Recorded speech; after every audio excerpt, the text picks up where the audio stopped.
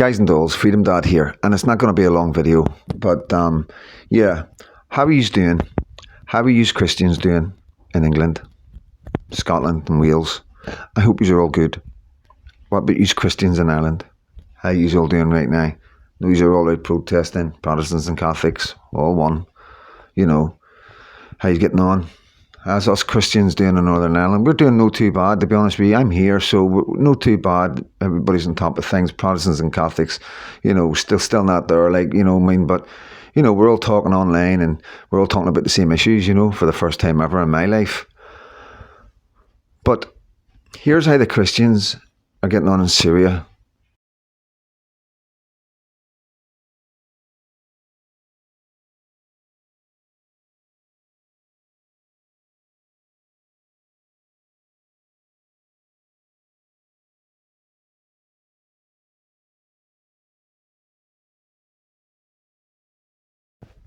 And not long after that video, here's how the Christians got on in Syria.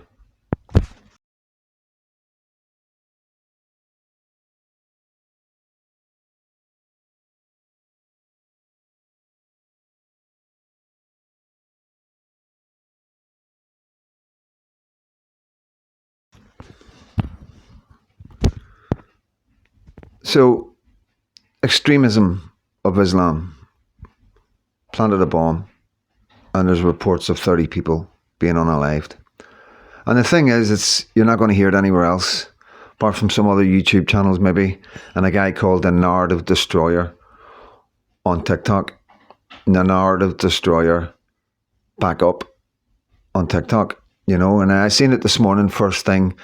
I was like, need to do a video about this. This is because it's not going on mainstream media. And then stuck TikTok on, and I know him, I've met him, obviously he's about the same as me, about reporting and doing things and getting information to bring it to his platform. And he's absolutely amazing. Fair play to him. And what we've got to realise here, guys, there's a couple of things that I want to just make clear. Is the man who took over Syria, the regime change supported by Britain, was on the most wanted list. He was an extremist, and all of a sudden he's not an extremist anymore. I'm not going to be an extremist anymore, It's one of them ones, it's like... So our government have sent them £50 million. There you go, mate. That's for not being an extremist anymore. And he's like, I'll be good. Everybody will be, everybody will be on the same page, and we're not going to be hunting anybody down. But yet now we hear that Christians are being hunted down, That's not misinformation. That's going on in Syria. And the only reason we know about this is because it's so horrific. It's too big for them to keep down. Same as what's going on in Nigeria with Christians, okay? Now, there's two things that come from this for us, is people fleeing them countries. We're going to have Syrians, Iraqis, Nigerians, all fleeing to Britain for refuge, okay? As well, we all will also, most likely, in amongst them, will be extremists who have most likely attacked them and pretending to be Christians who know they can get in and cause atrocities when needed to be in our countries. So this is a big problem, so it is. Not only is mainstream media not covering it, but it also has massive implications for Great Britain and Ireland. So what do we do? Do we give refuge to Christians fleeing violence and take the risk of extremism coming in? These are topics and discussions that need to be held and need to be openly and frank, and and the people need to be involved. Now, like I say, I'm not anti-immigration. I am not anti-refugees. There's men and women out there who deserve to be a part of our culture. But the problem is we filled it up with extremists.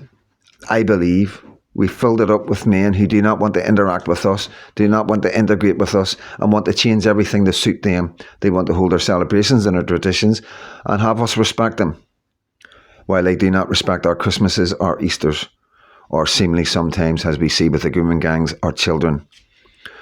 So you see, there's huge problems going to be coming and never going to stop coming. And we do not have a government that has the swingers to deal with it the way we need it to be dealt with. Because first and foremost, we need to protect our children, our women, our cultures, our traditions, and our lands.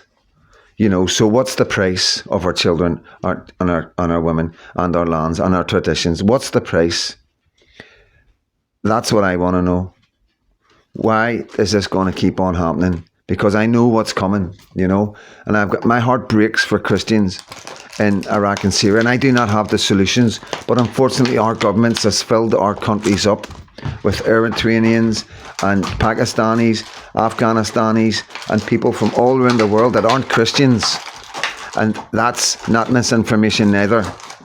We see the mosques that are getting built everywhere, in all our lands, churches being converted and other buildings being used as praying places for Muslims.